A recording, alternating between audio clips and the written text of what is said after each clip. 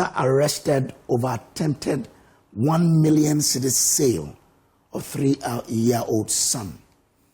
And the story is that a father was arrested in Akotia by the Akotia Police Command for planning to sell his 3-year-old son for 1 million Ghana cedis. According to the paper, sources say the plan was that the child will be killed, some part dismantled, and returned to him to appear as though the child was murdered elsewhere. Now, in all of that, he was communicating with police people he didn't know were police, and had agreed that he would sell the son to them for 1 million cedis. So when he brought the son to the agreed designated point, he was picked up. And he says he was driven by financial difficulties. And in fact, it brought up something that really, so because of financial difficulties, people will be willing to go to the extent of selling their own children. However you're going, whatever you're going through today, remember, your day of success or your day of your good times will also come. So take your time. Just keep working hard and things will be good, because this one, when I read it and I compared it to my son, I said, can I really hold my son's hand to say I'm going to sell him for 1 million? But that's the story. You can get details on page 6 of the paper.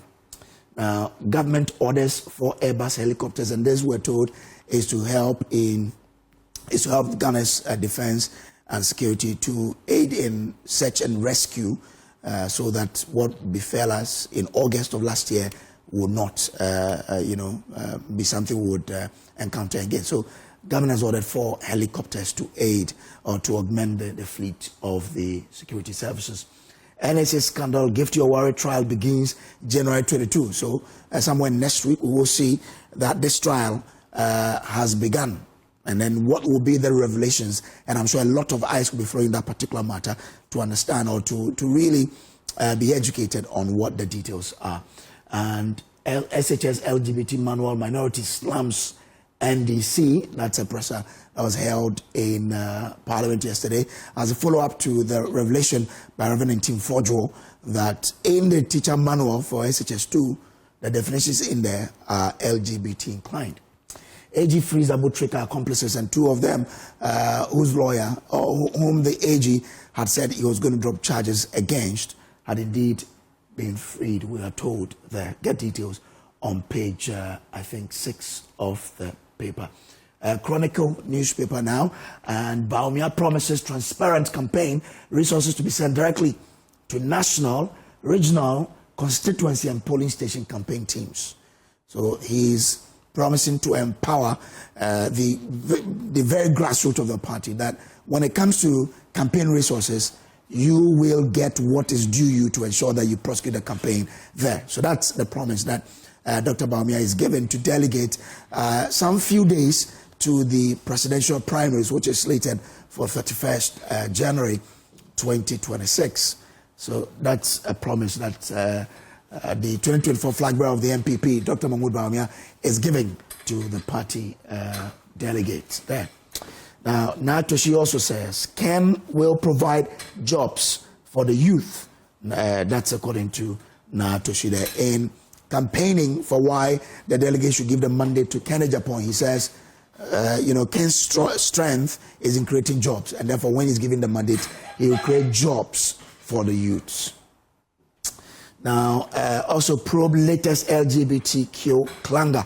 Honorable Fojo says, and if you listen to him, last time we had him on our show, he even said that there is, when you look at the constitutional amendment, there is some provision in there that seem to suggest that some people are trying to smuggle LGBTQ issues into the Constitution. And he says we should be worried about that. And he wants that a probe to be conducted into all of what is happening around LGBTQ plus now. So get the paper, get details of that there, and understand what's happening. At the back page, Ghana Premier League match day 19 fixtures and previews. Interesting analysis has been done there. You get to know who your team will be facing this weekend. So who is Mediama facing this weekend? Those of us in the Western region would want to know. Who's Samatex facing would want to know. And when I mentioned Samatex, let me say good morning to you, Mr. Insenchire. He is the CEO of Samatex Timber Processing, as well as the owner of Samatex Football, Samatex FC. So kudos to you. I wish you all the best, Samatex, and also Mediama, because for us from the Western region, these are our interests. We want to see them do better, as well as Gold Stars. You know, we want to see Gold Stars also doing well. And then when we're done with the Western region, we come to individual preferences. And I want to see Kumasi Asante Kotoko doing better. Of course, I don't want to see Heart of Oak triumph. Yeah.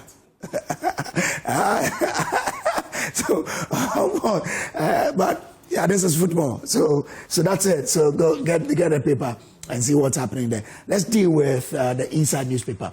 It says endorsement surge for Brian Achampon, energizing his campaign message. So there you have it. We have some few days to 31st January, so the campaign is heating up. Everybody is throwing in his best to see that he is able to secure the flag bearership of the MPP. So there you have it. Endorsement surge for Brian Achampon, energizing his campaign message. Well, let's see how that goes. The empire strikes Caracas, a new age of U.S. colonial violence. And this is still about the U.S.-Venezuela attack there. Well, let's see. MPA comment tour for rapid revival, calls for modernization and automation of strategic state assets. Well, and Nzima East MP. Who's Nzima East MP there? Inside, who's Nzima East MP? Because in Nzima, we have Evaloya Jomoro, we have Alembele, and we have Jomoro. So which one? Is it Jomoro? Okay. So Nzima East MP highlight jobs, education, and agro-processing at first-year assessment. Well, I don't know East, but I must think that this should be Jomoro that they are talking about, or possibly Alembele. Daily Gist. NSA 38 million Ghana cedi scandal. Gifty Owari faces trial after 22 million refund rejected. Okay, all right. So she wanted to refund some 22 million there, but it was rejected. Atuforsen missing in Mahama Economic Advisors team. Well, okay, but he's a finance minister. So must he be part of the Economic Advisory team? I don't think it is, you know. So anyway, but that's what the paper is reporting. SC grant 500,000 Ghana cedis bail to jailed Maslock officer. But the picture used there, I don't know why they used this picture. You know, Ghana signs another aircraft deal with Airbus, and ministers still draw free fuel against president's order. Well, so that's it there. And minority blows NDC cover over LGBTQ content in SHS manual. They've said it's not about the curriculum, but manual. Okay. The Catalyst says Gexim launches 10th anniversary there. We brought you that story about 2 days ago. Now, President Mahama chairs heavyweight economic advisory group. He's a chair? Okay. Oforiata on the legal hot seat. And the Fraco Group unveils the Pelican Hotel. So that is our last paper there. Let's do myjournalline.com and then we can get to my guest.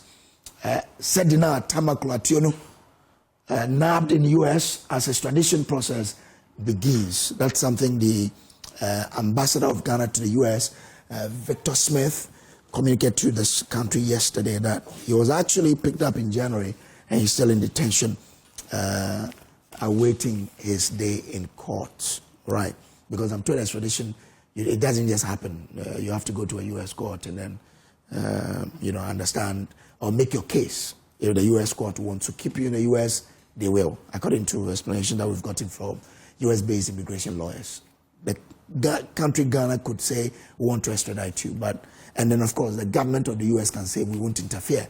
But when the court determines that they want to keep you in the U.S., well, they can. Ghana's IMF program remains solid and on track. IMF resident rep. Fiscal discipline, CD stability, May 2025, a very good year. IMF and order from above. Trotro operators reply as commuters fume over fare hikes amid gridlock. well, let me come into the studio now and introduce to you my guest for today. Ibrahim Ali is a National Communications Team member of the governing NDC. Ibrahim, good morning. Good morning. It's a pleasure, my brother. It's a pleasure meeting you. Yeah. You know, it's good that it's good to meet people in government. Well, of course, this is a government that's it's unlike some government we knew in the past. Hey. You know, for this government, you like jobs, so no, this is listed. These statements you made can be best attributed to government communicators during the presidency of Nana Dankwa Akufo-Addo. You know, it was state capture. Communicators were enjoying right middle center, and so when they meet people, they start dashing money and all that. But in the Mahama-led administration, I mean, even though the economic outlook is good, people are happy about the economy and all that. But you see, it's not easy for some of us communicators. But I think your communicators are even enjoying better than theirs. Oh, really? One thing I really like about your government is the appointment of communicators to strategic positions. Of course. You know, so it means that you are enjoying more than with that I agree, but not all communicators. All right, not all communicators actually. Right. Andy Appiah Dankwa is lawyer and spokesperson for the United Party. He is director of legal for the United Party. Andy, good morning. Good morning. Happy New Year. Many happy returns. Point of correction. So my brother Solomon also is the spokesperson. You are the director of legal. Exactly. Okay. Osei Kofi Akwa is National Communications Director of the Convention People's Party. Okay. Osei, CPP, good morning. Good morning, good I hope all is well. Can't complain. Okay. All right then. And then, of course, we have Professor Isaac Body. He's Dean Accounting and Finance UPSA. Prof, good morning. Good morning. I hope this year you hold my hand and drag me to the classroom. You have no option. You have no option. Anyway, all right, let's get to the issues and get things going. Let's start with the economic advisory team that has been put together by government. Government, I think they're a 13-member team, and people say this is bipartisan, and that's incredible. That's something that we've all been looking forward to get. But, Prof, I'll start with you. What's your own assessment of the team, as in government? Because we're a finance one, I wanted to start with you. I should let the government man start. No, let's hear from the he's a finance. If they are both rejecting, you can start. It's okay, it's allowed. Yeah. If they are both rejecting. They are both rejecting it. Yeah. But Prof, I want you to start for me because this is your area. What's your own assessment of that team, and what is, of course, your expectation of what they should be doing? Good morning, and good morning to your viewers again, and my colleagues as well. I initially was thinking that once you have a government spokesperson here, you will do that, and he said the ball rolling, but we can scratch the surface, and then we allow him to give us the reason for these appointments. But maybe before you come in, let me try and put the names of the members out there. We have Her Excellency Professor Jane Nana Opoko Ajiman, Vice President. She's there because, of course, she is the head of the economic management team, right? Yeah. Okay. Mr. Kwame Pianim is an economist and a private sector leader, former. So, we all know Mr. Kwame Pianim, right, and what she's been able to do. Mr. Ishmael Yamson is a private sector leader. Of course, he's been around for quite some time. You listen to his lectures and you get to know that he has something to offer when it comes to the economy. Professor Priscilla Chumesi Bafo is a university professor and an academic. Okay, the other one I can see it well. Dr. Kwabena Dufo is an economist, former finance minister, and also former governor of the Bank of Ghana. So he comes in there with a lot of experience, having been governor, having been finance minister. Ms. Abina Amwa is chief executive of Ghana Stock Exchange. Okay, Toby Afede, the 14th. Of course, you know his business prowess and what he's been able to do in the economy of Ghana. So He's an economist and a private sector leader as well. He comes on board with a lot of experience from the private sector. Professor Patience Asewe Abo is university professor and an academic researcher, and my own chancellor, someone we've all looked up to for a long time. When I say my own chancellor, I went to the University of Cape Coast. Our chancellor is Mr. Sam Eson Jonah. He is on this advisory council as well. He's a private sector leader and an industrialist. Ms. Nana Oye Mansa Yaboa is also there. Atu Brown is former World Bank infrastructure specialist. Oh, my own Mr. Atu Brown. Oh, incredible. He's in the agribusiness sector. What he's doing with his farms in Edukrom is beautiful. I'm sure with him being on the council, he'll look at how agribusiness can be put at the forefront, because that has the potential to really create jobs. The jobs we're looking for are found in the agri space. And Dr. Henry Kofi Wampa, you all know him. Those of you who don't know, he is a former governor of the Bank of Ghana. So these are the members of that advisory council there. 12 people. And I'm sure you can add the role, the functions of these for your viewers also to Okay, so it is expected to support the president with high-level advice on macroeconomic management, fiscal consolidation, debt sustainability, and long-term structural reforms at a time when Ghana is seeking to stabilize its economy following years of high debt, inflationary pressures, and engagement with international financial institutions. So that's something that we are told they are expected to do. And of course, if you look at the composition of the team, it tells you that they can really do. They have what it takes to advise the president to do that. Yeah. So, judging from their backgrounds and where they are coming from, it's a solid team, unquestionable. And if you look at the composition, quite impressive. Some from the academia, some from the private sector, some from the public service.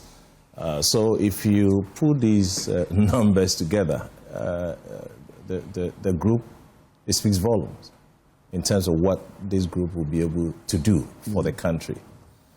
I also have some few reservations. Okay. I'm sure this is where we have some discussions. If you look at the 12-member committee, the PEC, basically the group reflects Ghana's traditional economic elite. And that's what we know. Sam Jonah, Jansen, they have seen it all in various areas. So I don't have problem. But then I have a question in terms of the uncertainty, the purpose, and what they are asked to do. That's where I have an issue.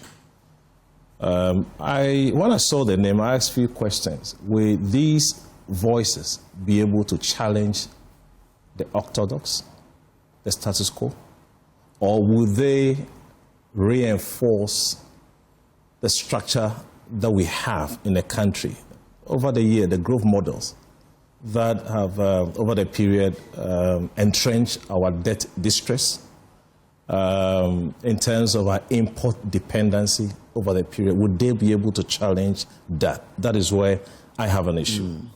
I also was looking at... You feel that those in importation, for example, are too powerful, and therefore the advice these people will give cannot change that? Yes, that's where I have a problem. That the question I ask, would they be able to challenge the orthodox, the way we do things, or would they enhance the same growth model? Over the period, country, we are saddled with debt distress, we are saddled with import dependency.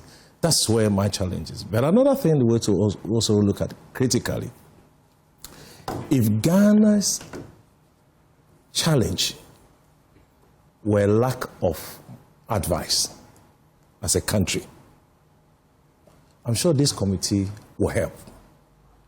If it's only in terms of advice, then this committee will provide a solution. But I don't think Ghana, our real challenge, economic challenge, is about advice. It is all about weak policy execution. Weak policy execution. That is what we've had over the period. So if our challenge as a country were to be just an advisory or giving advice, then we think the committee will be able to do a good job. But where I sit, the challenge we have as a country is about weak policy execution. Really? Poor institutional discipline. It's not about the direction. No. Because direction is influenced by policy.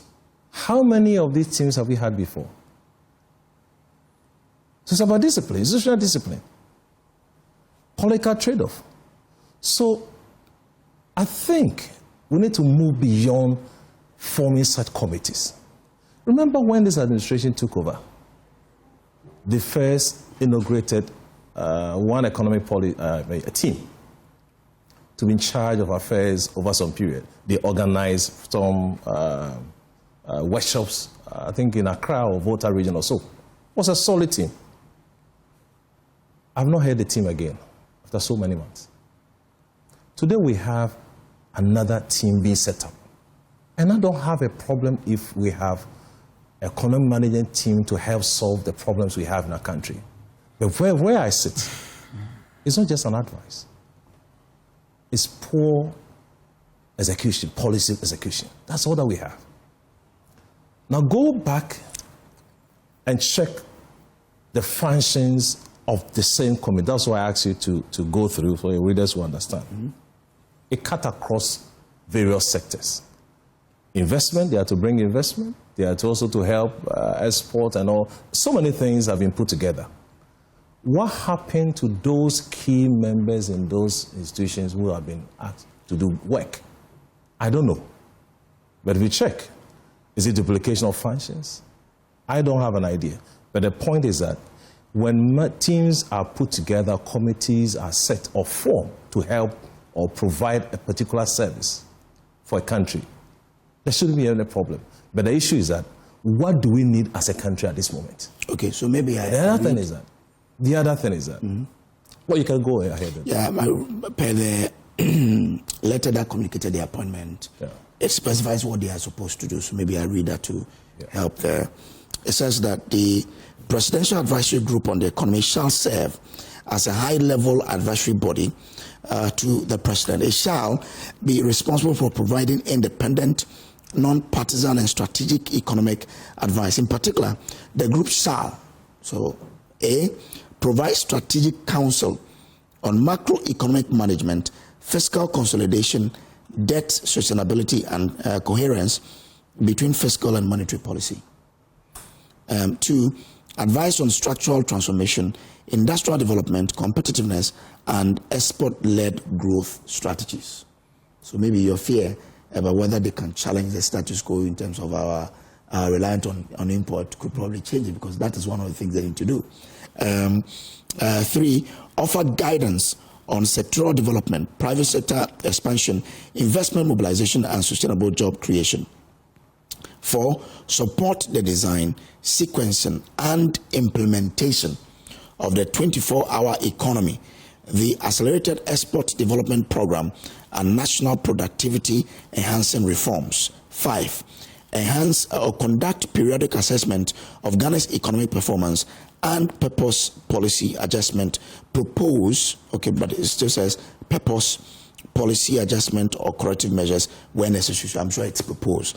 And then finally, contribute expert input to Ghana's economic negotiations, engagement and partnerships with bilateral and multilateral development partners, international financial institutions, and investors. The group shall directly report to the President and shall submit advisory memoranda and briefs as and when requested by the President, including periodic strategic reviews. So this is it. Yeah. So you see synopsis of few roles that have been added from other sectors. Sectorial, periodic advice, they will give. So many things have been put together in this, in terms of their roles. But another thing that we can probably deduce from what the names But when you hear the names, it sends a strong signal to the markets and to investors as well. That's what, for me, when you check the background of these people, you have some assurance that these are the individuals with those knowledge to help stabilize your country. But then, if you flip the coin, it doesn't give you a hard-edged policy instrument. That's what I see. I see. And I think we need to move on beyond committees. Okay. And rather focus on the problem that we have, the poor institutional discipline issues that we have, poor policy executions that we have. 24-hour economy has also been mentioned. They are all going to be charged. What is happening to the one who brought the policy? What is he doing? They are going to advise him. They are going to advise him? Yeah. What? On how that can be implemented. Right. Okay. And I think where we find ourselves, when a country is doing so well, has been claimed, inflation halved, or almost, it's a single digit. 5%. 5.8 or so, 5.4. From 2023 all the way down to 5.4 or so. Reserves gone up. Exchange rate down. So if you look at all the indicators, why do you need this team again? Okay. So that's the question. Muhammad Ali, let me come to you. Ibrahim Ibrahim. I'm trying to give you the legend name. Now, he says the main issue is not about committees, or policy, but about implementation challenges. Well, thank you very much for this opportunity. Let me say a very good morning to our cherished viewers who are watching us across Ghana. And also thank His Excellency President John Dramani Mahama and his recent agenda.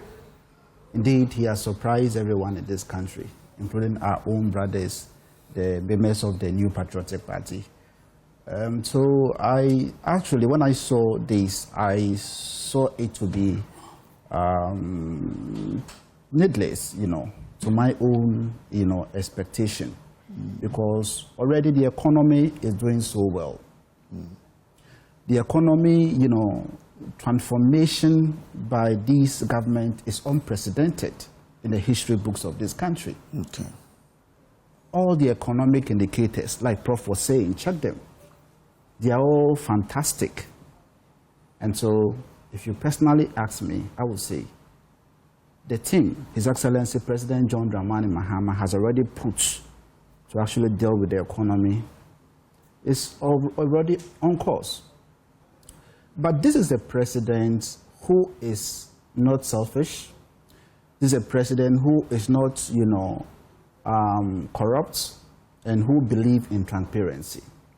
So regardless of the fact that the economy is on track and everything is going on as expected, he believed that it is imperative, to set up a team. This team is a non-partisan team to play what we call oversight role or responsibility on his appointees, and even he himself as President of the Republic of Ghana.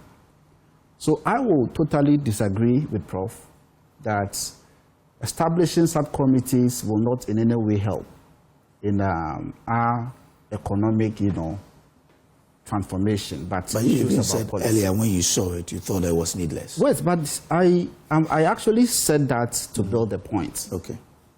But you disagree with him that the issue that we are confronted with in this country has to do more with how we implement policies and not how policies are fashioned out.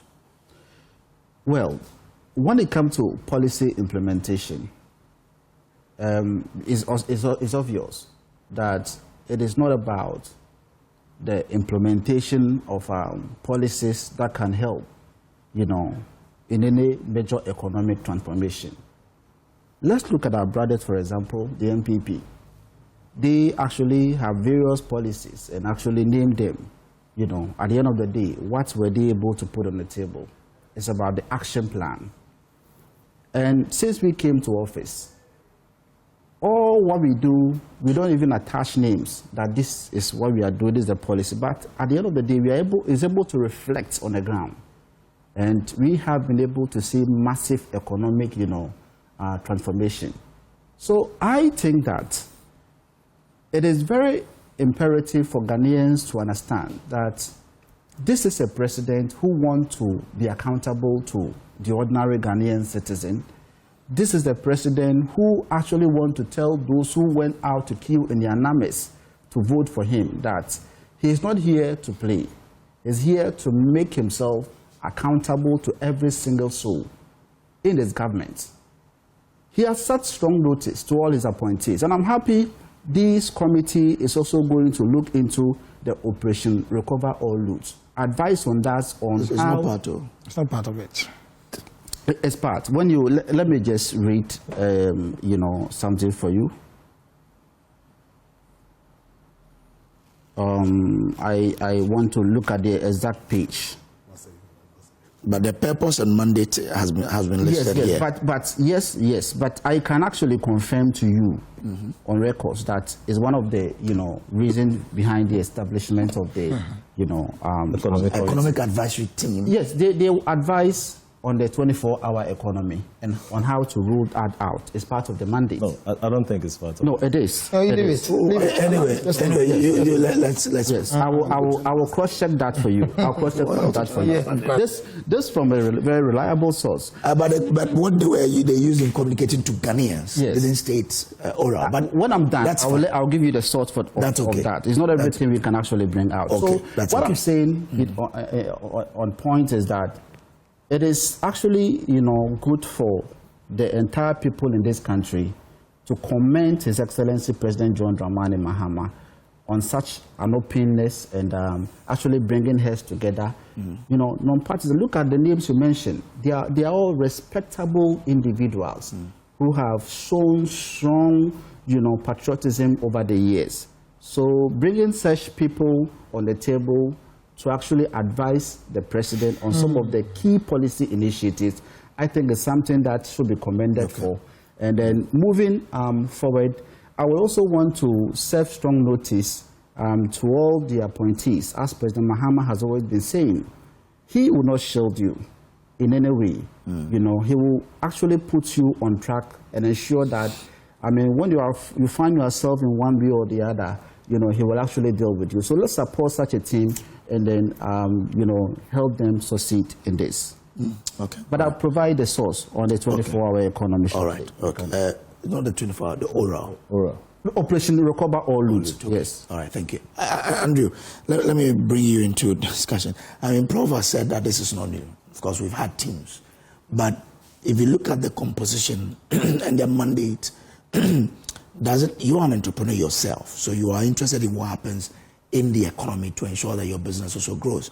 So does it bring you that hope that in fact this could be a different team in helping the government managing the economy?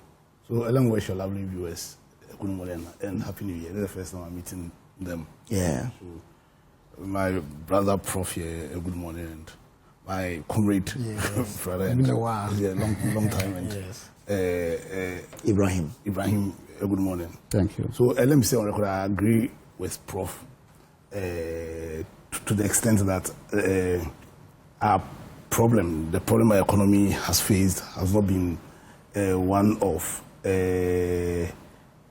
drafting policy, but it's certainly been one of implementation. I agree totally with Prof. Indeed, let me add that also one fundamental problem that we have been faced with is a fundamental lack of commitment. Okay. You understand? Yeah, it's not because we don't know what our problems are. For whatever reasons, we've never had the commitment to act in a manner that will transform our economy. Indeed, our constitution is one of the most comprehensive constitutions you can ever see, because ordinarily, when you talk about constitution, it's about creating powers and distributing powers for the purpose of protecting our lives, our liberties. But our constitution, beyond that, went ahead and set an agenda for government. And that agenda is seen in Chapter 6 of our Constitution, in the 1992 Constitution. Now, one of the agendas government set, our Constitution set, was an economic agenda. which set out in plain terms the purpose, the economic purpose of our constitution, and went further and laid down comprehensively the principles that should underpin that agenda. And one of the fundamental principles was the fact that government ought to create the enabling environment, and the private sector will lead or will be the engine of, for growth. Now, for the past let's say from 2016, we had the Gettysburgian economy and the need for transformation. And when we talk about transformation, we are simply saying that we ought to channel the factors of our energies, our resources, from less productive areas to more productive areas. And this we all know. Now, over the past 8 years, clearly there was a fundamental lack of commitment in pursuing that agenda. And there are so many examples. When governments really decided to spend 5 billion on NaCCA and 400 million Ghana cedis on 1D1F, which was meant to be one of the most transformational agendas. Now, I believe that because of our failure to implement, because of our failure to show clear commitment to economic agenda, is the reason why His Excellency President John Dramani Mahama felt that he needed to put together this team. He didn't even call the team an economic management team. We don't know for a fact if this is indeed his economic management team. But he's put together a team which, in my view, is meant to help him in implementing the policies or the agenda, which I don't think we can have a debate as to whether we all know the steps that we ought to take as a people to aid us in fulfilling our economic agenda. Because you do not put in place a team only to draft policies, but you can also put in place a team to implement the policies. Because you know that, and I'm not an economist, but you know, if there's one very basic thing about the economy is how do you use your scarce resources to achieve your economic agenda? And in that very important decision, you must be strategic. Now, over the past 1 year, what we've seen is Ghana's economy has become largely stable. Because when you define any economy, an economy is the state of a nation in terms of its production and consumption of goods and services and the supply of money. Over the last 1 year, we've seen is government has managed to stabilize the economy, and now we are waiting for a takeoff. In 2017, I believe strongly that we had some form of stability. The problem arose when we attempted takeoff. How do you channel your scarce resources to ensure transformation? And that's why I define what transformation is. It's just the process of channeling your scarce resources into more productive sectors as against less productive sectors. Now, that's a very critical step, because a misstep in that decision could bring you to square one. And so, for me, I think because of the critical position we are in, because government has told us that we are going to have a takeoff. Because last year, everything, province have been saying government didn't spend. It's one of the reasons why we've had this stability. We said they were prudent in how they managed the fiscal side of the economy. They were very sharp in how they managed the monetary side. But we need a takeoff, because we need transformation. That means that the government is going to spend. Government is going to channel. But government said it spent too.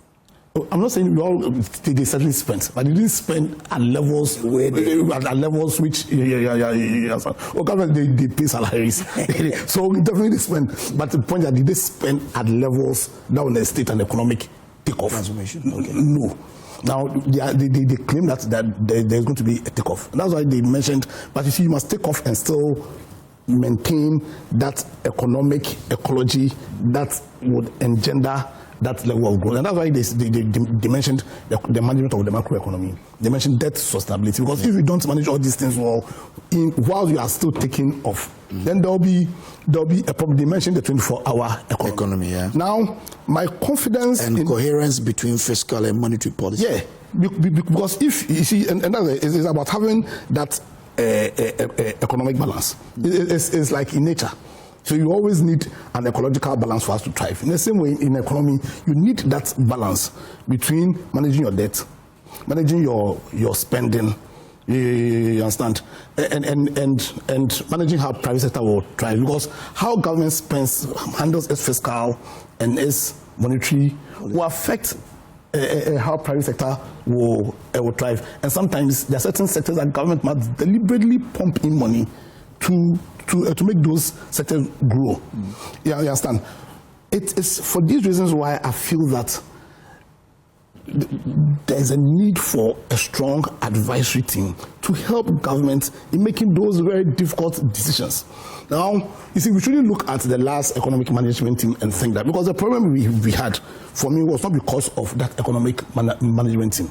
But the problem we had was we had Nebu as president. We had Nebu as president. Please. So Nebu... I mean, I know you to be lawyer Apia Dankwa. But do you know who Nebu is? That's what I want to ask him. Okay. So we had a president who had a name. Okay, so we had a president between 2017 and 2024 who will not listen to largely, or will not listen to his economy. Because you see, I've always wanted, because see, so the ultimate, Nebu is an adult. You see, let's be clear. Sometimes we shouldn't be going around. When I say Nebu, I meant an adult. You understand? Clear. You understand? Now, he wasn't listening to economic advice. Probably because it doesn't make. You see, you take someone like Jambafo.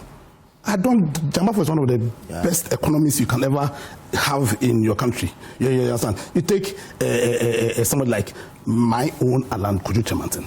You know his position on issues. You understand? And now I'm saying that one of the most shocking decisions government took was the decision to spend 5 billion on a useless program like NaCCA and 400 million Ghana cedis on 1D1F. You understand? So if you are claiming that you want to pursue a transformational agenda, then there's an obligation on you to spend monies on sectors that are more productive as against sectors that are less productive. No. But your economic management team will only advise. Even this body, and I'm sure that's what Prof was saying, it's just an advisory body. My confidence in the usefulness of this advisory body is in the kind of president we have.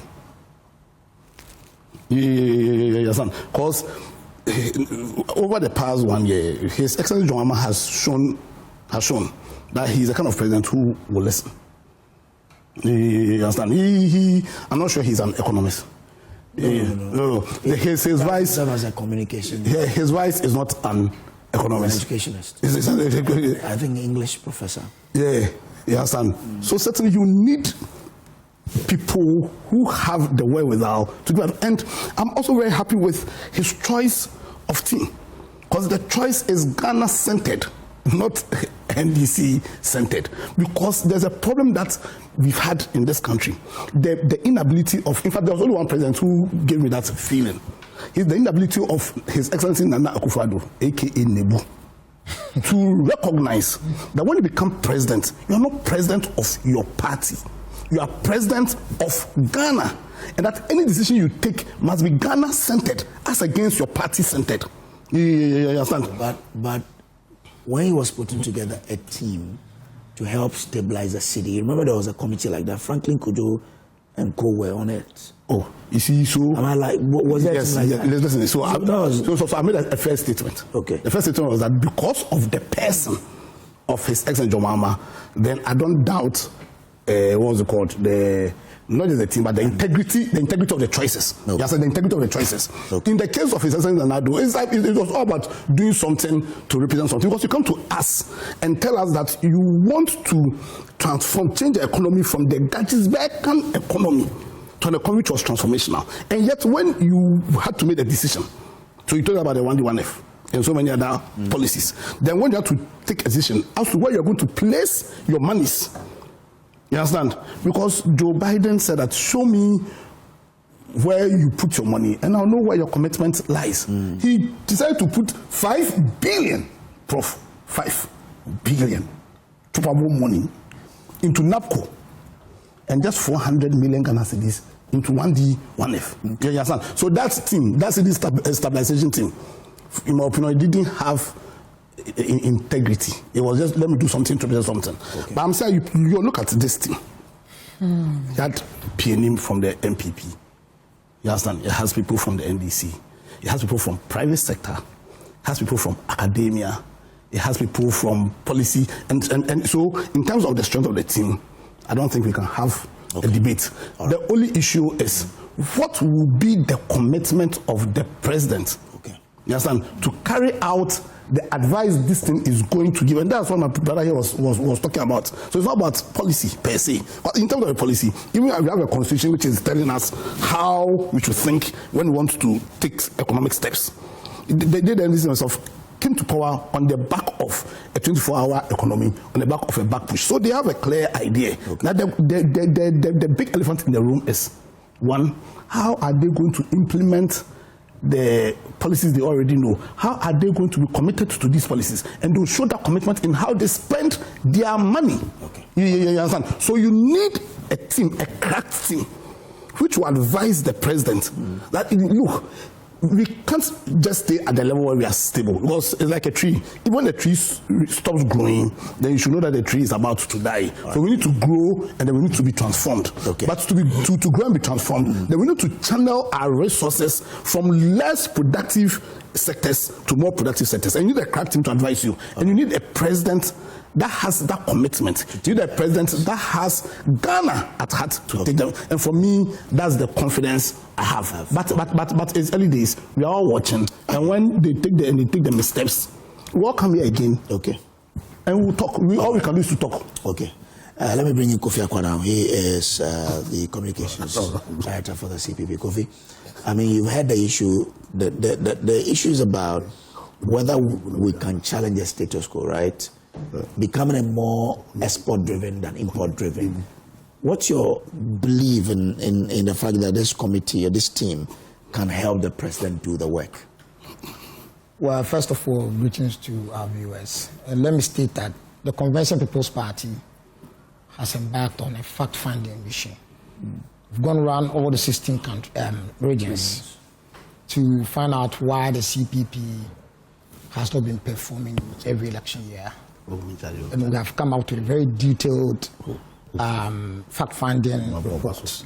Very soon, the Convention People's Party members will be made aware of that report. And I'm sure even the media can give you some. And I want to stress that the only way we can save this country is by making sure we give power to the Convention People's Party to implement and compromise policies. Now, on the subject matter, it is obvious that President Mahama is very happy with the economic gains he's made under this new government of his. And so he wants to safeguard it.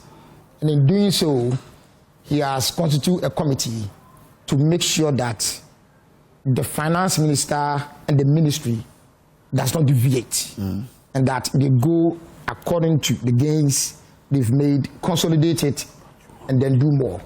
So basically, that is what it is about. And I think it's very commendable.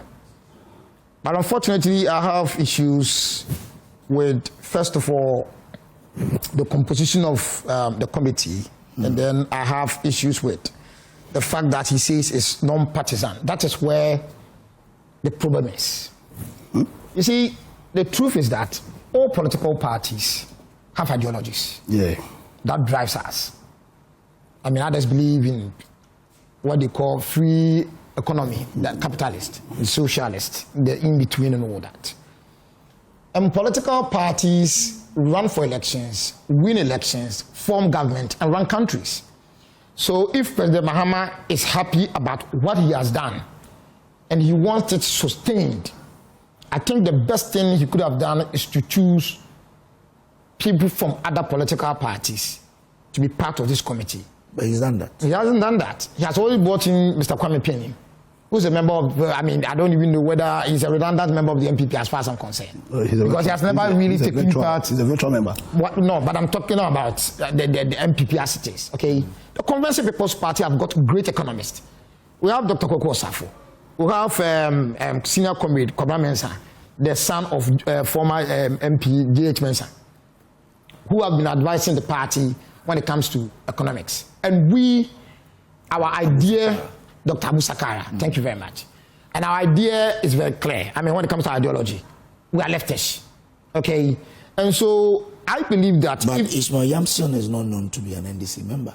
I'm not talking about NDC and PP here. I'm saying that it's non-partisan. I'm talking about my party people not represented. Okay. That's what I'm concerned about, okay? And then you said it's, there are people involved. And I'm saying that the only person you can point out who is affiliated to a political party can be Mr. Kwame Mpiani. Okay. Okay? And what I'm saying is that I think that if we want to sustain this, we should have drawn in political players. Okay? So that when there's even a change of government, there will be no need to deviate from what this committee is going to propose. Okay. Because as it stands now, I'm outside looking in. And so when my government comes, I was not part of it. There are a lot of things I may disagree. Okay? And then when my party or my government decide that, look, let's shift from all these ideas, it was after all Mohammed's ideas and all that, I will oblige. Because we were not part of it. But if you look at the economy right now, it's doing very well. When I delivered the budget, I tweeted and I said something. It is almost an uncompromised budget. For the first time, the budget is looking at how to do things domestically, which is one pillar of uncompromising. Okay, domesticate, use what you have in your home, okay, to develop the country. So some of us are very happy about it. Now, if you want some committee to shape Atuforson in line, to make sure he doesn't deviate, so that we have this successively. You don't form this committee and leave certain people who are key policy makers and who are future alternative to your government out. To me, that is where the error is. So I will only suggest to President Mahama that, I mean, we should widen the scope, okay? There will be government after government, and to make sure that we have what I think should be a national advisory committee, okay, not just government advisory committee, because it's set up by the government, okay, where every government will perhaps be coerced, let me use the word, okay, it's a bold word, coerced to follow whatever proposal this committee will make. He should open it up and include some members of other political parties. Should that not rather be the National Development Planning Commission? Composition of that commission? I don't want to talk about the National Development Plan and the commission and all that. Okay, some of us have been part of certain documentations and all that, far back 2013. Okay, and I mean, have they implemented anything? Because look, we went for a retreat, poured a lot of ideas down there, but I haven't seen any of them implemented. Okay, so I mean, the president has power. He is in control of affairs. And I'm saying that if he wants a committee that will make proposals, and those proposals will be sustained, they will leave the test of time, then I think that it is only fair, it is only important that he brings in other political players. If he brings somebody like Makasi Beyabua from the MPP to it, okay, and brings certain people from the CPP, okay, Papa Kosindium is a very great guy, okay, he's not in my party anymore, but I mean, it's a fantastic idea, okay. These people can all help shape this thing. So it's a very good thing, but I think that it needs more, what do you call it, inclusivity. Okay. Now, I'm not done, please. My brother Pierre I wanted to ask you that once you're having issues with the composition, what do you then make of the president chairing the committee? Because some people have had issues. It's the best thing. It's the best. Okay. I mean, he's the commander-in-chief of the Ghana Armed Forces. He's been given power by the people. Okay? So he should chair it. I mean, he appointed Atuforson. Okay? So if he sees something in Seattle, you were doing it this way, and it was doing very well.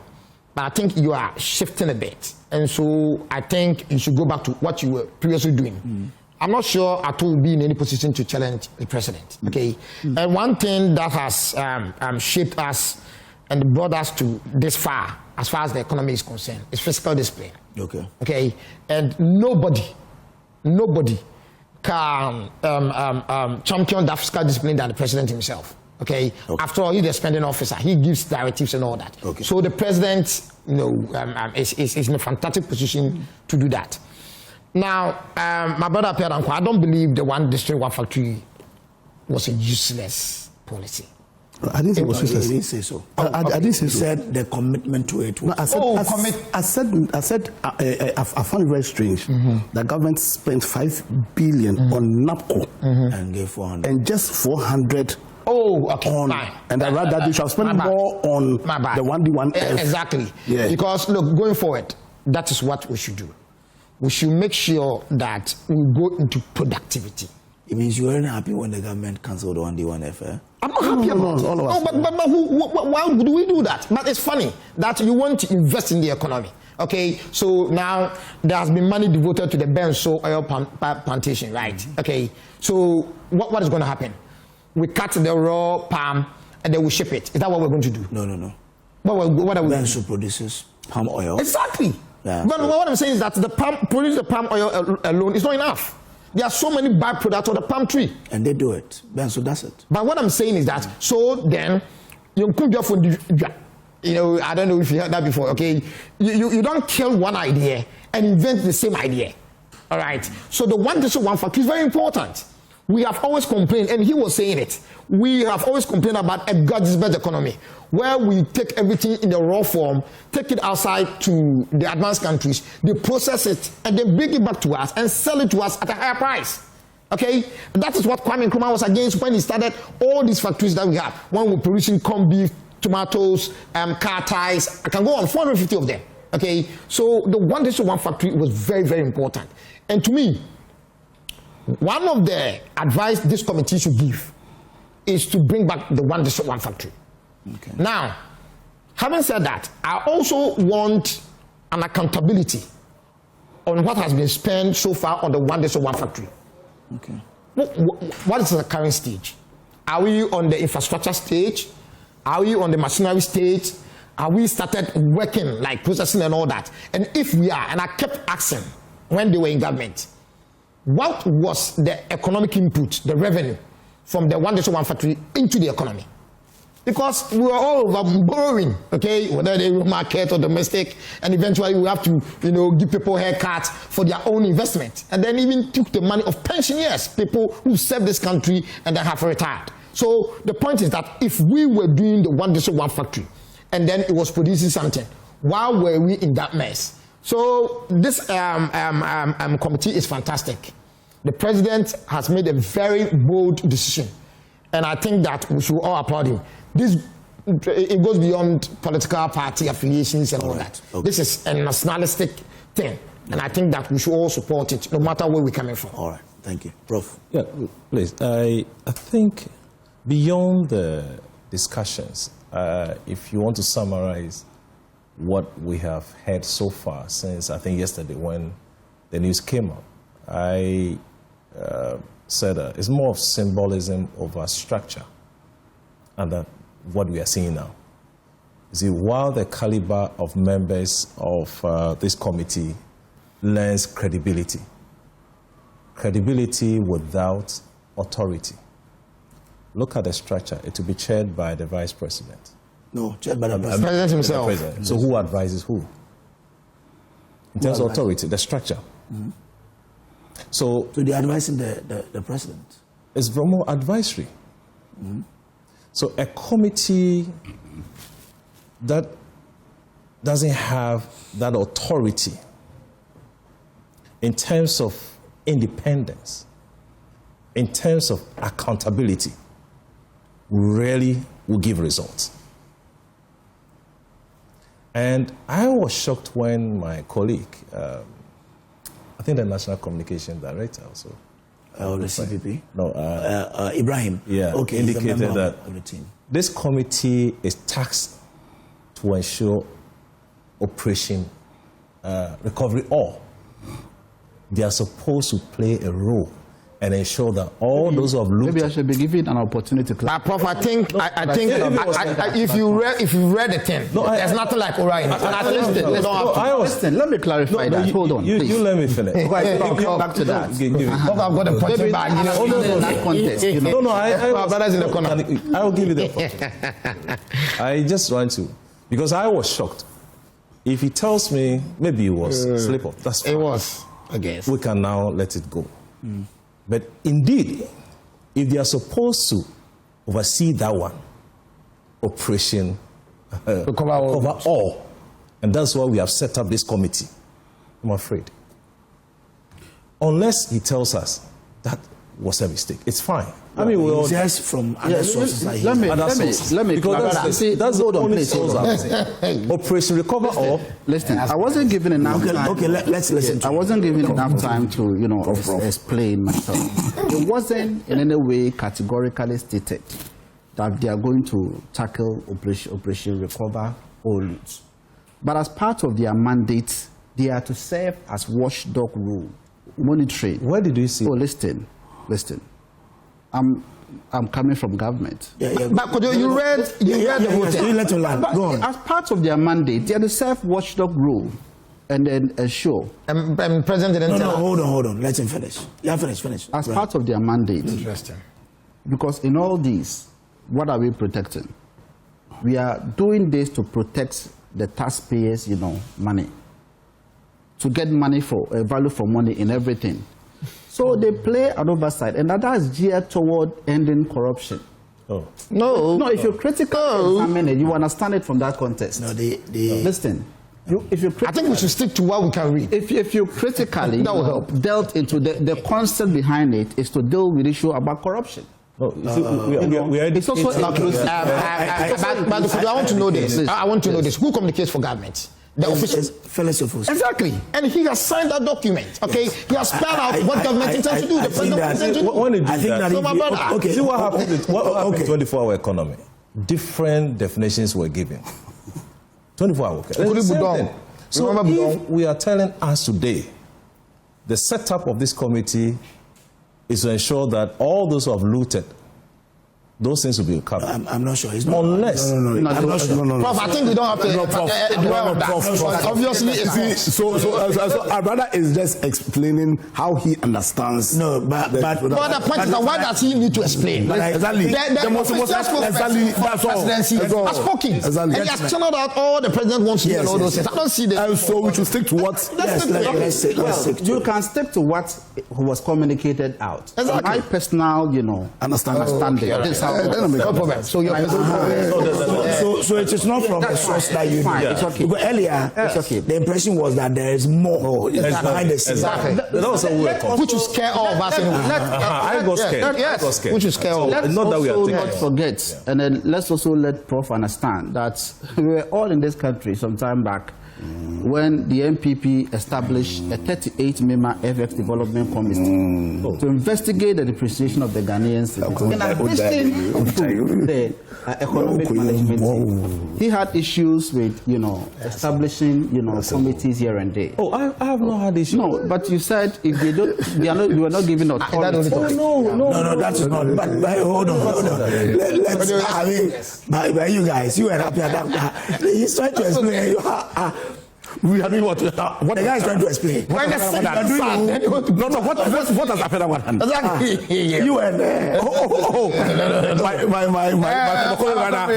are we doing? I just having a tete about ourselves. You don't have to be doing that. Anyway, so let's move on. Now we know that the team has its own, because I was going to ask the lawyer, if it comes to corruption, I'm not sure it lies in an economic advisory. No. So let's shelve it there and move on. Let's talk about the issue about LGBTQ in SHS, teacher manual, and what have you. Now, some people say they are calling for the head of the NaCCA Boss, because if you look at the explanation they brought, and if you look at the statement they wrote, with the new amendment, they still say no. The whole definitions in there are LGBT inclined, and therefore the NaCCA Boss must be fired. I said I would prof on this. Let me start with Apia Danko on this one. Apia, what you were making or your own understanding of this whole issues about the teacher manual being developed with LGBT tendencies and the whole back and forth we are playing in this country? Okay, so you see, when you speak about education, education is simply a manner in which one generation transfers their values to a group of people. So this is that we transfer our values, we transfer our principle, we transfer our technology, our knowledge to the next generation. And so in a proper education ought to be an education that reflects the values of the people. And we know that in Ghana, there's no confusion as to sex. And when I say sex here, sex in terms of gender, there's no confusion. Our understanding is that you are, what's called a male is a male based on when you were born. You were born, yeah. It's biological. Biological. That's our value set. It's called the binary definition. Exactly. Right. But we see, we don't want to confuse some of our viewers, so we have to make our definition as basic as possible. So when you say binary, when we say male, we see you are male based on when you were born. We saw what you had. You saw what you had, what was in front of you, and we said you were a male. If you're a female, you're a female. In the few instances, sometimes you have people who are both male, but a male is. And our education should reflect those values, because that's our value. You understand? So that if the people that we've taxed to come out with what's called a curriculum. The issue is not with curriculum. It was the teacher manual. But the teacher manual is just the operational document for the curriculum. Yes. Yes, so there must be a curriculum that clearly will have a focus. And the teacher manual is how you are going to operationalize it to the... But the difference is that that is not in the curriculum. It is rather in the manual. So yes, and that's even a bigger problem. Now who's in charge of that? Who's in charge between there being a linkage between the purpose of or the target of this process of transferring knowledge from one generation to another, and the operation of it, which is the teacher manual? But there must be an authority. So is it a case that there was no review? Is that the case that there was no review? Because you have a curriculum which says out how the strategy and exactly what you are going to teach, how you are going to teach, you understand, to achieve a certain purpose, target.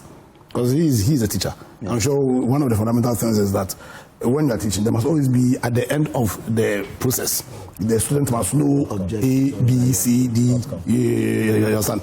And I think the teaching notes, there must be a linkage to the teaching note is the means in which that outcome. So is it a case that there was no review? If there was no review and the teaching notes has substance that are adverse to our collective values. So now what this means is that in how we are going to transfer the knowledge, our values, from one generation to the other, per the teaching notes, we are going to teach our children values that are adverse to our collective values as a people. Because in Ghana, a man is not what you feel. You are not a man because you feel like a man. You are not a woman because you feel like a woman. No, you are a man because you are a man. Born with it. Yeah, you have the thing. Yes, you have the thing. So you are a man. You are not a man because you feel like a man. So even when you don't have the thing, you say, no, maybe I feel like a man, so I'm a man. So you can enter into what's it called? A washroom meant for people with a thing, and because you feel like a man. That is adverse to the values of the people of Ghana. So that any teaching note that purpose to teach this is an affront to our values. You understand? And the person in charge of ensuring this, for me, this is not about MPP NDC. So we make everything MPP NDC. We have a system, and in that system, there's somebody who is in charge of ensuring that the curriculum, the purpose of the curriculum, the object of the curriculum reflects in the teaching notes. Was there no review? If there was no review, and so this thing has suddenly endangering all of us, because you see, there's a danger here. Because then what will happen is that there's a danger of are transferring values which are adverse to our values to the next generation. So the person who was supposed to do that review, the person has not done this review, and we are going to have this. We are going to alter the culture of Ghana. Then why is that person still there? Yeah. Yes, because we are seeing that. Agree with the cause that the boss of NaCCA must go. Oh, he must go. Absolutely. I'm saying that. You see, I define what education is. Yeah. Education is simply a system where you transfer knowledge. And when we say knowledge here, it's holistic knowledge. So the knowledge includes knowledge of your values, knowledge of your principles as a nation. You understand? Knowledge of your customs, knowledge of your technology.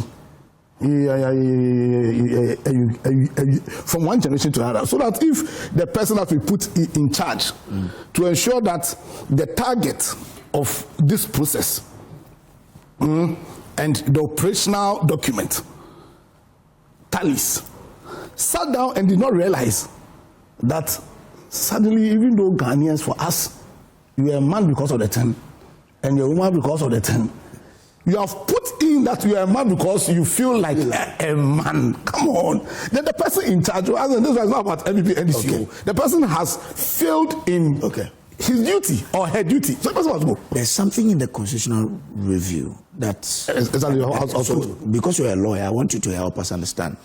Now, if you look at Article, it says Article 28 should be amended to provide for the right of every child to bodily integrity, including freedom from irreversible, non-consensual medical or surgical interventions that are not strictly necessary to preserve life or prevent serious and immediate harm.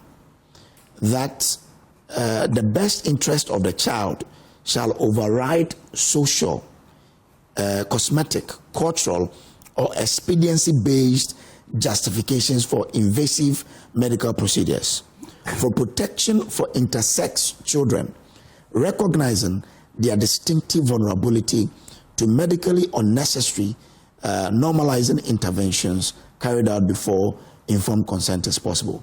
Says Article 15 should be harmonized with the amended Article 28 to explicitly recognize that non-consensual, non-therapeutic medical alteration of a child's body constitute a prima facie violation of human dignity. Is this not what? Non-consensual alteration? Yes. Non-consensual alteration? Yeah. So the alteration of the child's body? Yeah. And then non-consensual is what? Without consent. No, consent.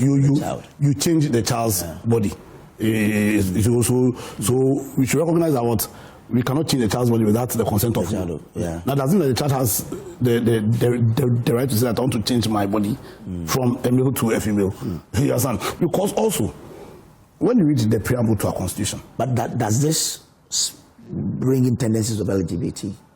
No. So let's ask the question. So can we interpret this clause to them means that a child has a right to grant his or her consent to alter the body, including the sex? You understand? Transgender issues. Okay, I feel like a man, so let me change my body to I'm a woman, but I feel like I'm a man. You understand? And you see, I kept on talking about values. You see, when you read, because the constitution ought to also reflect the values of the people of Ghana. Is it a value that even though you are born a man, you can, because you feel like a man, you can change that? And are we saying that when we talk about the best interest of the child, that best interest of the child is a decision that must be made by the child himself or herself? Is that what you are saying? My personal opinion is no. Okay. That the values of it, and maybe if people are in doubt as to what our values are and what our values are with respect to this LGBT thing, they can organize a referendum, and they will see that overwhelmingly our value set does not include this. And that's why I had a problem with NABU not assenting to that bill. So myself, that bill. I had issues with portions of the bill. I had portions with it, but largely that bill. what's it called? Proper family values and human something bill. Largely beyond the bit that purported to include people who at least try to make an argument. I feel that it's a free world. People should be free to make advocacy if people feel that, listen, people should be allowed to be gay. As in, you shouldn't clamp them. They should to talk. So I have issues with those issues. But in terms of whether or not the values of Ghana includes people being gay and transgender and things, if there's doubt, they can put it to a referendum. And you realize that, listen, when you say the best interest of the child, it's not allowing the child to make decision. When we are drafting policies, when we are implementing policies, our consideration should be what is in the best interest of the child. In my opinion, it does not mean that children should have the right to say that I feel like a woman. So I mean, that is not the value of Ghana. And if Nebu has signed that bill, you would have corrected it. If Nebu has signed that bill, people will not have the courage to sumptuously try and pass this through our constitutional amendment. Now we cannot amend the constitution to support activities that they should be out of the review. It should be out, because I'm saying that the essence of the constitution is to draft a document that, beyond all things else, will also protect our values as a people. Okay. So when you want to put into this issues that do not reflect, come on, because in Ghana, I'm saying in Ghana, when we say you are a male, it's not because you feel like you are a male. It's because of the 10. The 10. Right. 10. Thank you. Let me bring in, Kofi. Kojo, this has been a major issue, and the minority feels that somebody had to do his work that he didn't do right, and therefore cannot be allowed to stay on. Let me say emphatically that I'm very ashamed that in 2026 we are talking about LGBTQ plus whatever it is, whilst other countries are teaching their children about robotics, how to develop softwares. We also do that. We do what? Ghanaian children are today robotics. On Joy News, a big platform like this, we are talking about whether NaCCA Boss should be sacked because he's talking about LGBTQ in teachers' manual. Now, Apia Danko was making the point, and you were trying to play the devil's advocate. I must give you that. He was saying that gradually this thing will be smuggled into the curriculum, and you were saying that it was not in the curriculum. Yes. The point is that it's not me. When you have a statement that I know, put out, I know. What I'm saying is not in the curriculum. When you have a manual, okay, from your programs manager, that today this is what you should look at. What does it mean? A guide to how I should. So at the end of the day, he expects whatever he has given you, a chunk of it, to be turned out to the viewers. Oh yes. For consumption. That's so true. So the point is that, what is this doing in the teacher's manual? Well, in 2026, LGBTQ, somebody's sex. Are we serious? As an economist, as somebody who is a patriot, it saddens me. Every day we are talking about this in Parliament. They are fighting over it. We are talking about it in government, the executives. What is this? Are we serious as a people? Now, I am very disappointed, not in the NaCCA Boss, but in the entire structure of NaCCA. These are people who are supposed to do a lot of research, audit certain things that are brought to them, so that at the end of the day, they can agree that, okay, when it comes to the teaching sector, or the knowledge you want to impact on our children, this is allowed. It is sat there for all the things that can be taught our children, all the things that can be developed into teachers' manual. LGBTQ is what's important to them. Do you know at a point in time, I remember, I think it was 2017, I stand to be corrected. The same NaCCA allow an author to write a book which depicted Kwame Nkrumah as a dictator. These are people who are supposed to be researchers. These are people who are supposed to know better. They must read any manuscript that's given to them and okay it. And at the end of the day, these are some of the things they are doing. I think the whole NaCCA structure and everything should be overhauled. They're not serious. because you are paid to go and read things that are proposed to you, that can become part of the curriculum, that can be part of the teacher's manual and all those things. And this is what we are talking about. Now, this LGBTQ, I think that we are a funny country. I'm proposing a simple way to deal with it. Because President Mills was emphatic that he doesn't want this thing, okay? But unfortunately, he couldn't sign a bill or anything into law. Then former President Mahama came. And then there was dilly-dally, and then allegations were made about his affiliation with a certain Andrew Solomon and all those things. And then Nana Akufo-Addo came. And then he was, respected as somebody who's bold and was going to sign it, and it never happened. For 8 years, solid. Now President Mahama has come back again, and then his own people in Parliament are saying that. But okay, to be fair, the legislation was not for the entire 8 years. Oh no, we need to be fair. Has the bill been signed? I don't really care about this thing. That's why I started from Mills. If it was past crowd, that's why I started from Professor Mills. It wasn't the 8 years. What I'm saying is that I don't care. Okay. Nana Akufo-Addo inherited it from President Mahama. Okay. President Mahama inherited it from Professor Mills. How many years has it been since 2008? Oh, the bill? No, I'm not saying the bill. The idea that we don't want this thing in our country. All right? Okay. And if you don't want something in our country, what do? You make a law that prohibits. You understand my point? Right. So the point is that we have been dilly-dallying. Now, it is a simple thing that we can all do.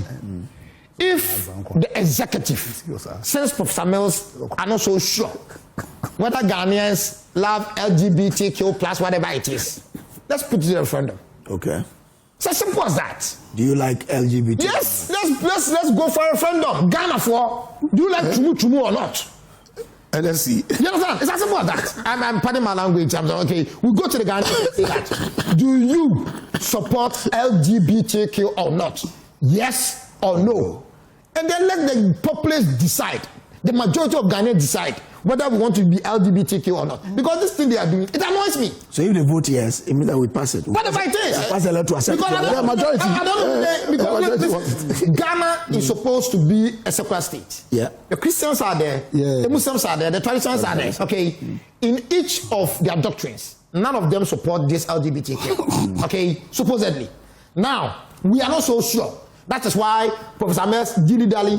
President Mahama. No. It's not the bill I'm talking about. Yes, but when about the idea. Yes, I can. But President didn't dilly-dally. He was so emphatic. Okay, he was emphatic. I said yes. Okay. Yeah. But the point is that it couldn't become a bill. No. But LGBT is already an offense in Ghana. That's what I know. I know. But it was expanded. It was very expanded. Yeah. Look, let's be serious. It's so draining. Yeah, okay, when you tune in your radio or you want to watch TV, and prominent people who are supposed to share ideas to how to run economy, to make sure that they are not commuters line up by the roadside, and we're talking about somebody's sex. But you need to protect somebody's your pleasure. values. Somebody's pleasure. I mean, seriously, but if your values are under attack, you have to protect them. No, but the point is that, like I'm saying, it is obvious. Kojo, in this room, I'm asking you a question. Yeah. Do you believe in LGBTQ? No. Do you believe in LGBTQ? I don't believe in it. Do you? Well, I have same opposition. No, he didn't answer. Yes, but meanwhile, the people who are supposed to represent us in making laws, legislators, you understand? They are dancing around it. Some would think, how can we say that? Okay, so there was a proposed bill and it never got to the death of the president, the former president, Nana Akufo-Addo. Are we serious? And that the bill is dead and it needs to be resurrected. Are these all not supposed technicalities? The point is that we don't want it. How much more do we say this in plain language? We don't want it. We want to be talking about how to develop robots, how to go to the space, how to make data affordable to each and every one of us, how to solve unemployment, which is a very national security threat. These are some of the things Ghanaians want to hear. I don't want to talk about it again. But I think that the whole NaCCA, this is not the first time, this is the second time. They are, I want to choose my words carefully, but so let me come down a bit. But I think that they are doing a lazy job. Okay, all right. A very, very lazy job. And they don't deserve my payments as a taxpayer. Okay. And so the whole NaCCA should be scrapped. It should be restructured to bring in people Okay. Who will pay attention to details, to every manuscript that's given to them, and read through, sign, and then agree that, okay, this can be taught, this cannot be taught, and all those things. Okay. Because the NaCCA we have, obviously, it's a complete joke. Ibrahim. Well, thank you very much, my brother. When I heard the minority in Parliament organizing that press conference, I wasn't shocked at all. Because as usual, that's what they are best at doing. First of all, before coming to the substantive issue, it's very imperative to clearly note that the minority in Ghana's Parliament are actually, they are struggling a lot to get a single scandal they can capitalize on to rejuvenate their ailing political party. And so it wasn't surprised that they organized, this press conference.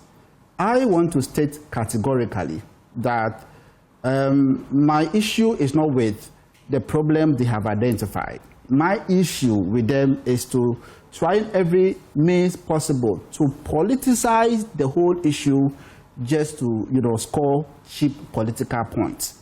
That is my bone of contention. Because they are actually, painting a picture as if this current administration, the National Democratic, government headed by President John Dramani Mahama, actually, caused this problem because they want to introduce LGBTQ+. That is my, bone of contention. You don't do that. You don't joke with our education, sector, such a sensitive sector.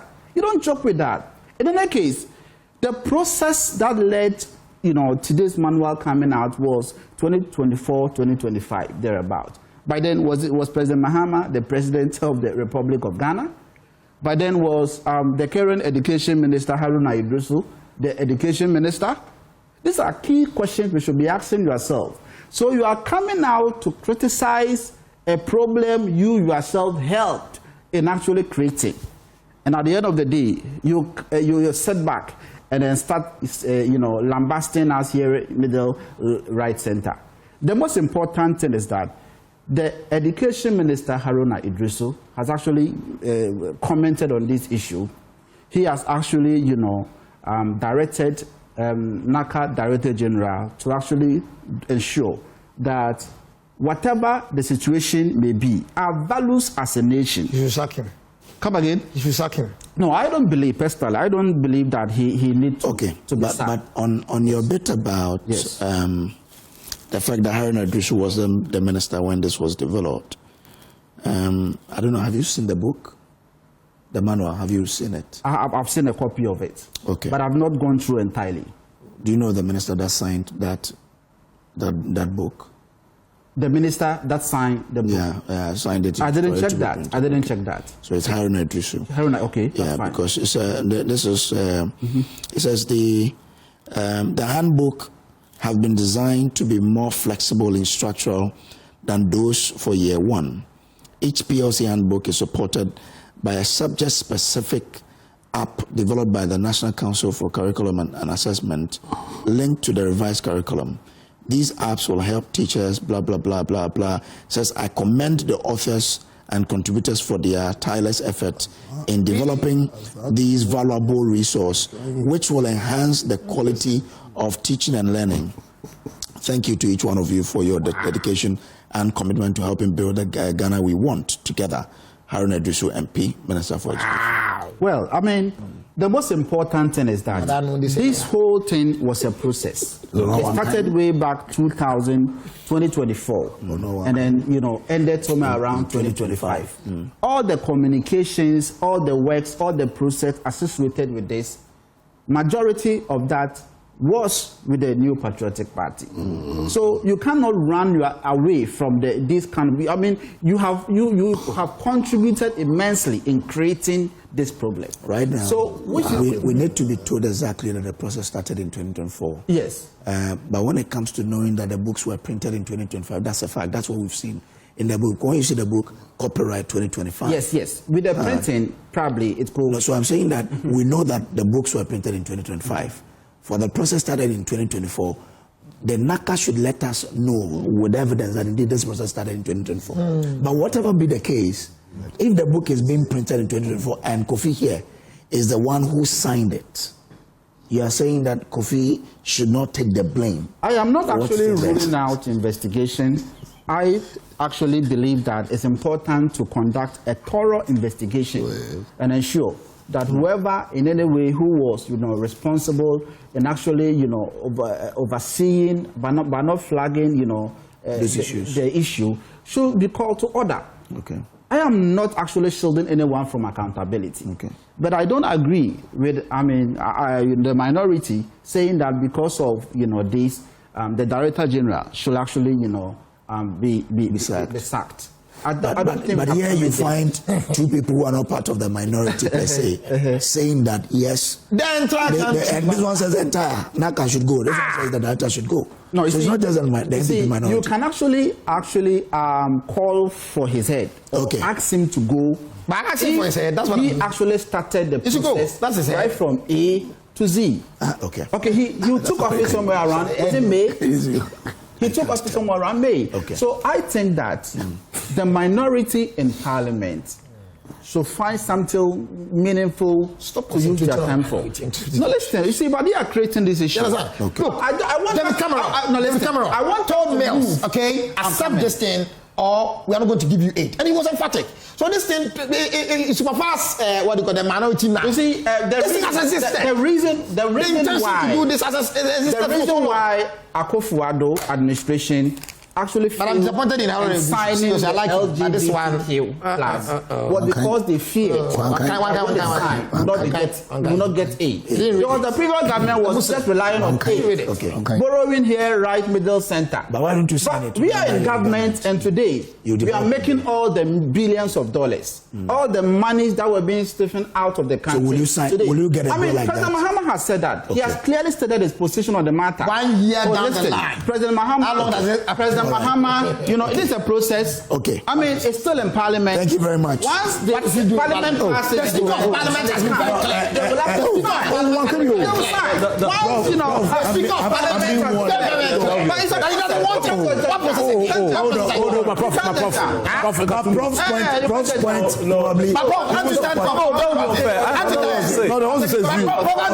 There was one you asked him, he didn't answer. Take a minute. 1 minute is Go ahead. After it's not castle, maybe. You have done a fantastic job today. You asked very insightful questions on the issue. You asked him, have you read the book? Did you see the date? Did you see the one who signed? My brother could not provide the same answer to you. And before you even ask that question, before you ask the question, he has praised Haruna Iddrisu here. Good. Until you showed him. That is why, you see, when we are making submissions, we should sometimes tread cautiously. Yes. Be Listen careful slowly. our arguments, the way we put it. As when the evidence is shown to you, you become speechless. Who signed? Which year? So when you blame previous, it's good, there's nothing wrong. But sometimes be careful how you advance your argument. This whole issue, sometimes when we are talking about this argument, me, I'm uncomfortable. I grew up to see a man and a woman. That's all. The previous administration failed to pass this bill. Fair enough. You see, it's stressful. Now you are the one. If you die with the old parliament, fine. But the one who championed this cause is still in this government. That's Sam George. It's still in this administration. And he's a minister. And he's a minister. So he should champion it. So what should we do? Okay. Why do you sit today and talking about LGBT? How? Defining, giving definition to sex. Somebody's pleasure. 2026. All right. They should pass it. Thank you very much. I think we will sign it. Well, let's end it here. Grateful to you. Ibrahim Ali is a member of the NDC's communications team. Andy Apia Dankwa is the director of legal of United Party.